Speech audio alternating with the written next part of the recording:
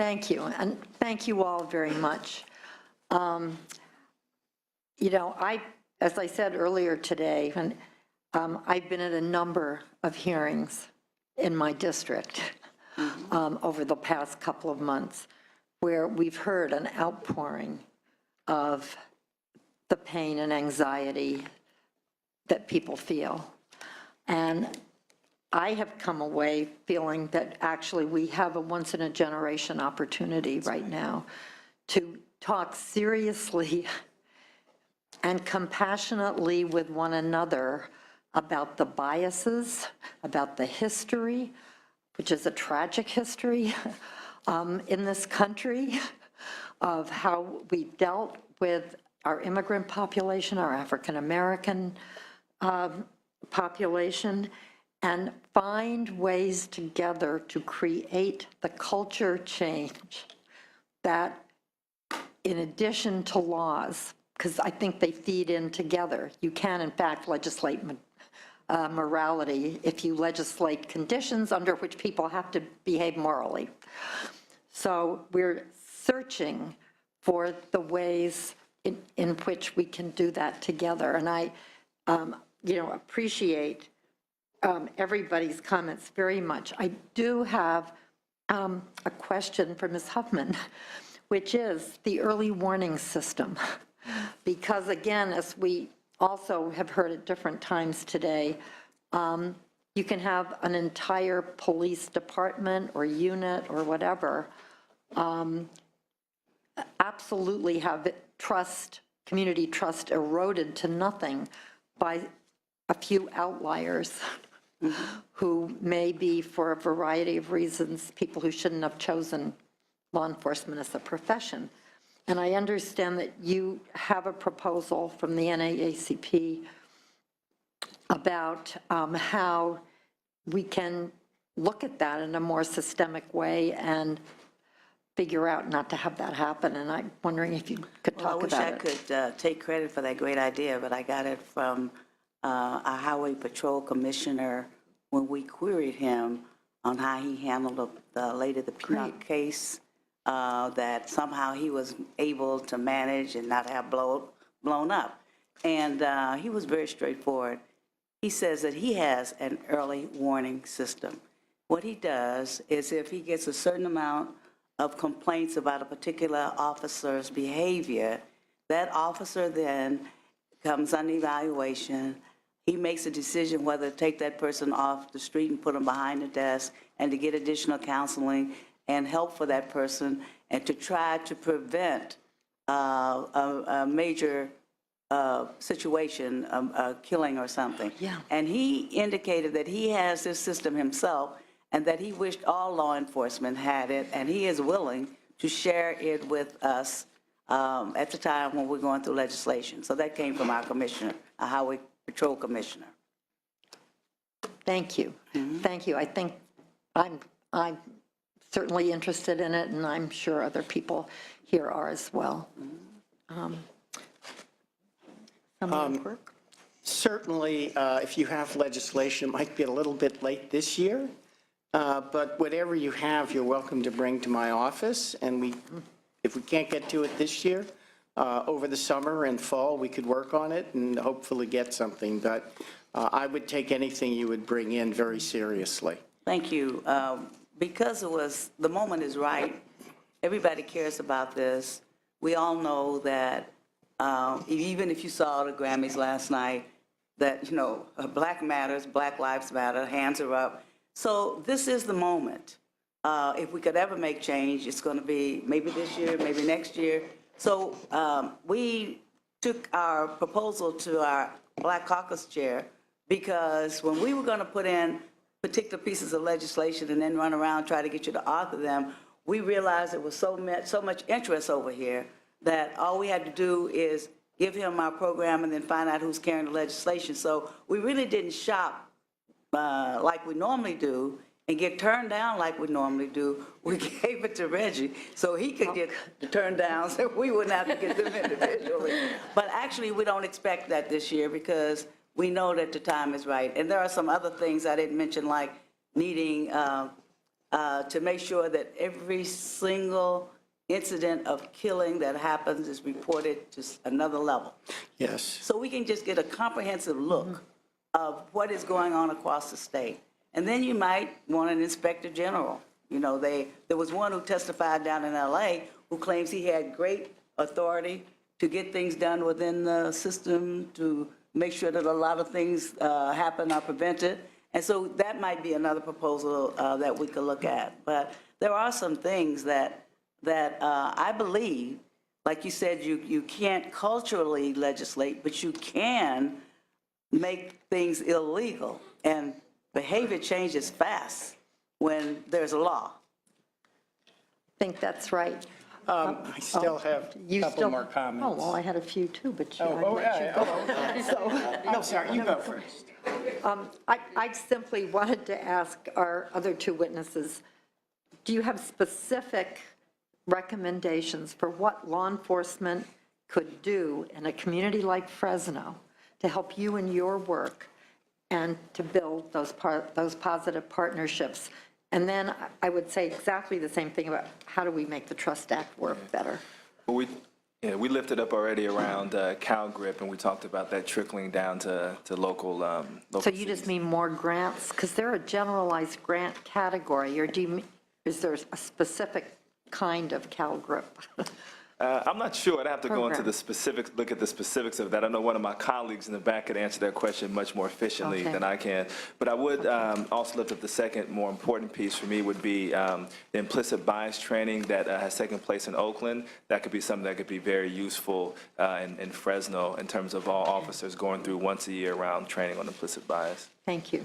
Thank you, that's helpful. And for the Trust Act, we do have legislation that we're trying to get an author for that would sort of limit the information that law enforcement can share with ICE, because we definitely think that rebuilding trust with immigrant communities and law enforcement is key. Immigrants are not going to be willing to come forward to serve as witnesses if they can't trust when they call the police. And so we definitely think that there's ways to kind of strengthen trust. The other piece that we think is really critical is there's going to be a new enforcement program that the president just announced. It's called the Priority Enforcement Program. We also think that there are ways that we need to look at that to sort of ensure that California doesn't face the same number of deportations we were facing prior to the Trust Act. So prior to the Trust Act, we had over 80,000 individuals being deported. With this new PEP program that we're calling it, we might have numbers over 100,000 in terms of the number of people that may be deported. And so we are looking at ways to see how this program gets rolled out and what are ways that we could not only lead the nation on this again, but to ensure that our immigrants feel safe in California. Thank you. So, Minister White, I hope, just because we had that one panel before yours where we had, as President Huffman said, we had the good The guys. good guys. That doesn't mean we don't know that there are bad guys. This morning, we heard from the first panel that essentially we have no records on police use of force. We have no records on the racial aspects of this. We have nothing. From the second panel, we heard what you can get from this sort of information, particularly with regard to Cincinnati and New York City. And they talked about this implicit bias that you are talking about. They talked about, we don't know we have it, but we have it. And it's there in all of us, and I know I have it. So we do realize this, and we really are sincere in making change, and the point of that panel here is it was the good guys. And they're not emblematic of the whole state, and we know that. I'll also add, President Huffman, you're absolutely right, and I believe you mentioned it as well. The war on drugs isn't a war on drugs. It's a war community. on young men of color. Thank you. Oh, we can't applaud. once again, everybody. Yeah, you just do this. That's It's right, okay. you can do that. This is good. It is a war on young men of color, and if I had my way, nobody would be in jail for drugs. So, anyway, no, come on, just this. So we realize that, we have heard that. We know we don't have the data we need. We know we need to get additional data. We know there are implicit biases. I'm going to do all I can in the few years I have in the legislature to get rid of these drug laws that we have and stop this war on young Black and brown men of color. Oh, I just want to add to that too, because this is a little off topic, but I think it is very relevant. What do we choose to criminalize, and how do we prioritize enforcement? And 7 senators visited Portugal this September to look at what they have done there. 15 years ago, Portugal decriminalized all personal drug use. That's right. All personal drug use. They treat drug addiction as a public health problem, not as a criminal problem. Their prison population is way down. They are saving a lot of money. Their treatment options are way up. Drug use among young people is slightly down. So in every way, including law enforcement, who told us that they had fought bitterly against this when it was first introduced in Portugal 15 years ago, now they really like it. They say because they did not legalize drugs, but they decriminalized personal use. And they said now they still go after drug dealers. And they said that now addicts give them information because they're no longer afraid of being put in prison. And for those of us who were there, it was a very profound change of frame, if you will, another way of looking at things. And I think Prop 47 actually opens up an opportunity here in California for us to take what is now a misdemeanor offense and try to broaden that to a public health approach. And I hope we'll be able to do that. I think it will be good for us on many, many levels. Madam Chair. Yeah. Assemblywoman Weber. Well, first of all, I want to thank those who are here, thank the members for organizing this, and I've been very quiet during this process, just listening.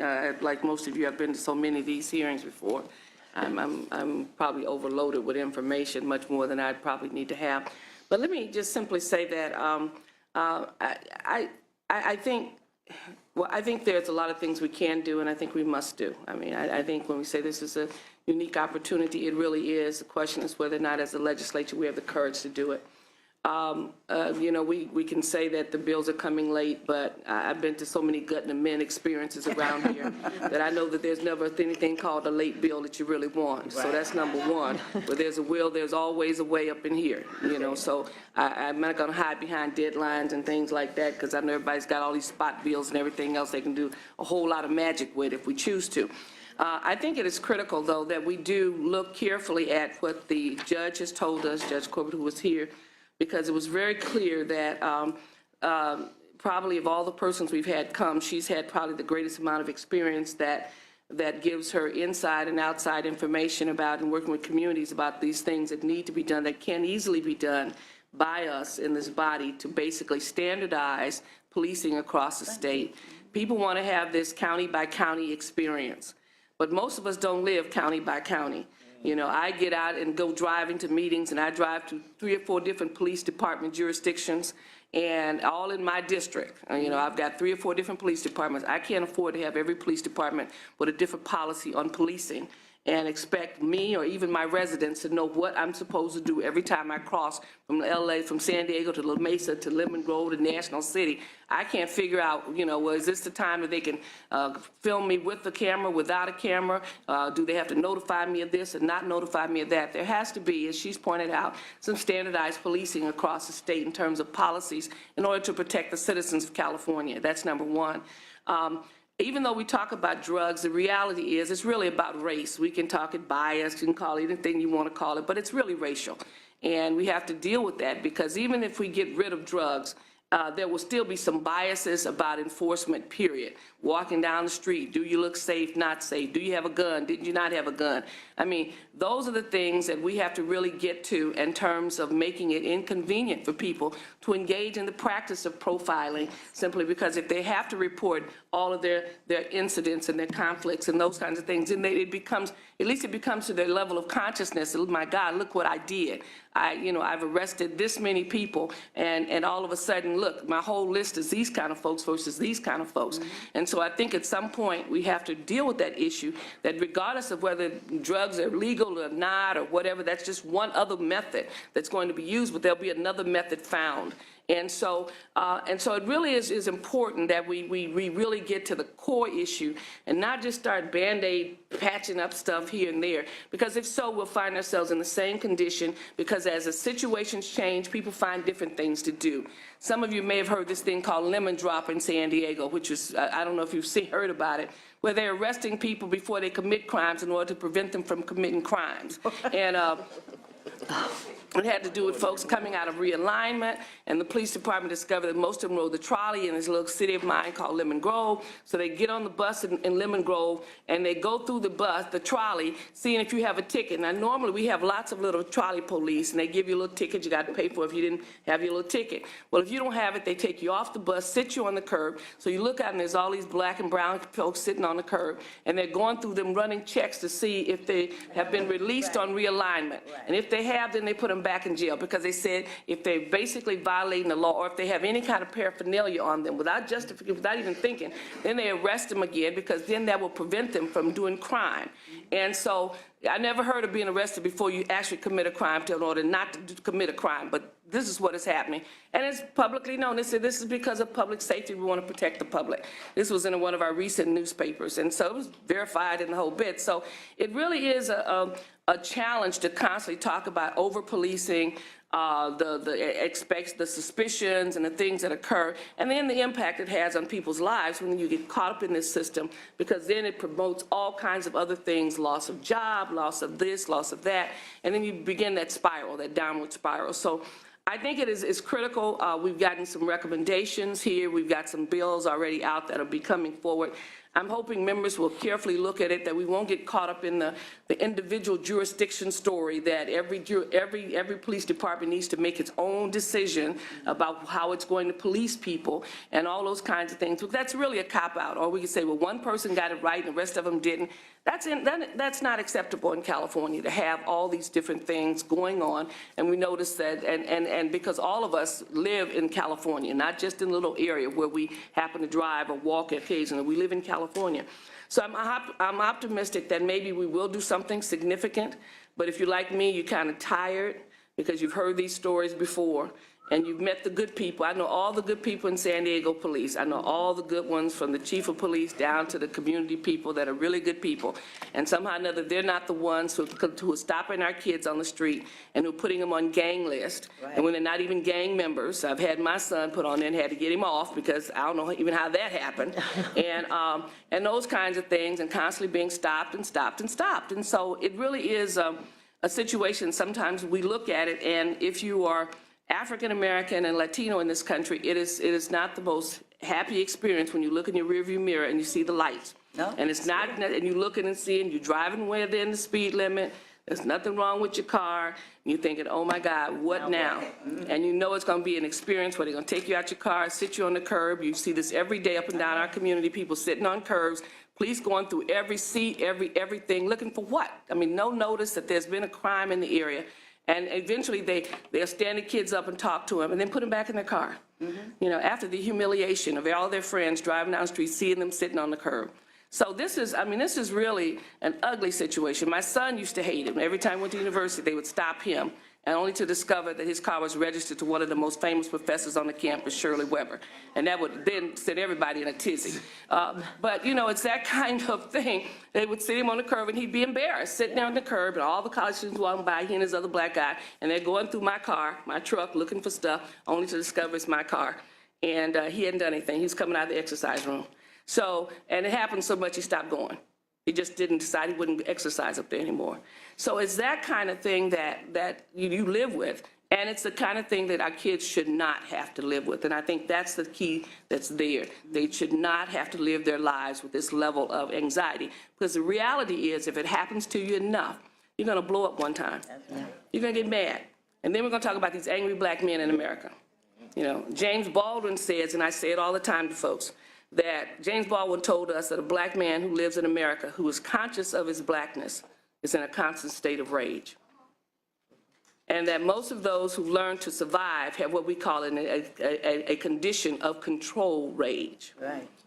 But every now and then, that rage gets out of control because you see all the time the difference that's made of you, the discrimination, and the unjust treatment. And you learn to adjust, and you learn to do it. But every now and then, we see in these communities where that rage can no longer be contained, and our students explode. And so our task is to hopefully create a better environment for them. So I really appreciate you folks coming and at least giving us the pain, because it is very painful. It is very painful to be in America and know that your children and even yourself will always be overanalyzed, overexamined, and at the end of the day, will probably not get the justice. We didn't hear not one police officer who said their system was broken. They all told us everything was fine.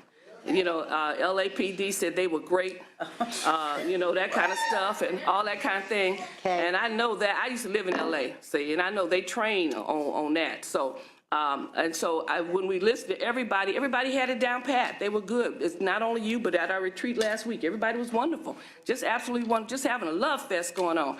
And I know that is not the case, because we wouldn't be in such a tizzy with all these meetings in our community if there was such a marvelous love fest going on. So that they're in somewhat of a denial as well about how deep the problem is and maybe how to solve it, because it's deeply rooted in sometimes the culture of the institutions, and that is not an easy thing to remove. So thank you folks for coming. I appreciate you, and I appreciate our chairs. Well, thank you. Okay. We now are going to have time for public comment. I want to thank you all very much, I too. have to tell you one thing. Okay. It won't take me but a minute. Yeah. NACP did pass a resolution to end the war on drugs. We believe that when the initiative passes, that you should look at putting some of the tax revenue back into our community to rebuild our community and to have some incubation so that underground economy can come above ground and survive. That's all I want to take. Thank you. Thank you very much. We will now have time for public comment. Okay. Because of the fact that we've actually taken all the time for the hearing, listening to our panelists, which was very important because we need forward direction, I'm going to ask that we'll have 1 minute per speaker, and Assemblyman Quirk and I will be here, and we're going to take notes and listen, and we want to hear what people have to tell us. So thank you all so much. Many of you have been here all day, and we appreciate your participation. Okay, if people will just come up, you can sit down at the table, you can stand at the dais, and we will, yeah, we need to keep it moving so we don't have, large periods of chair shifting, so that after you speak, if you would step down, someone else can come up, and thank you. Thank you. My name is Christina Rechiga, and my cousin, Ernest Duenas Jr., was murdered by John Moody of the Manteca PD on June 8th of 2011. I can tell you that there is an urban legend, and that's that these police officers have any idea what's happening in our communities or are equipped or prepared to do what it takes to change the culture of police violence that's happening in our communities. I sat here and I watched all of your faces as the police were talking, and it's this love affair we have as a country with police officers. And, one thing about these men who were sitting here that I do want to recognize is that the moment that an officer starts talking about a basketball game, well, we're talking about lives that are gone, that person needs to be removed from that position. Because we're talking about real people, real lives. My family was destroyed the day that an officer chose to pump 13 bullets into my cousin for no reason whatsoever. This officer who was never investigated, who was cleared by the DA on a false report, was known to be in the streets with prostitutes, violating his oath to the people by abusing people, taking them out to the orchards and beating the crap out of them, which was done to my cousin. My cousin was threatened that he would be murdered if they ever came back to arrest him, and they did murder him. And my family has no justice. What we want is police accountability immediately. They cannot go around killing people without facing a jury of their peers any longer. This must stop. We want these officers to have oversight. To allow them to manage any part of this is ludicrous. We must stop that immediately. From cameras to anything else that we put on them, they must be controlled by another department in the state. And we must address racism in our communities. In Sacramento, where I live, the Sacramento sheriff is continuing to hold people on ICE holds. And the reason he is doing it is because of the money that he gets off of the people that he is holding inside of these cells. We must stop the profit of prison and incarcerating human beings. Thank you. Thank you very much. My name is Elizabeth Henning-Adam, and I am Bobby's mom. And Bobby was a beautiful, amazing boy, grew up in a beautiful town called Auburn, right outside of Sacramento, California. And as he was traveling through Los Angeles, we believe that he was carjacked and his car was taken, and he was dumped in Paramount, where he was having a psychological breakdown. A Good Samaritan stopped to help, called 911. 6 officers arrived on the scene. They had tasers, they had beanbags. They did not use them because they said it was not necessary. Bobby was unarmed and not hostile, but within 3 minutes, an officer appeared on the scene and shot and killed my Bobby. He shot him once in the chest and once in the back because he was going in the ground. You see, we talk with my brothers and sisters of color, everything they say is true. I'm learning more and more about that. But not all victims of police brutality are of color. And there's another issue, and it's called the militarization of the police department. We have them armed like soldiers, and they are treating the citizens of this country like they are the enemy, like my Bobby. And I just want to bring this home to you because I know you're intelligent people, and thank you so much for addressing this. Thank you for having the courage to do that. Because I do this, because I'm dying inside, but I got grandkids. You got grandkids? Would they maybe go to school in Southern California and have their car break down? They could risk being shot and killed too. Thank you very much. There is a growing concern about the military equipment that the federal government has been giving many local law enforcement agencies. That is very, very much of concern. Thank you.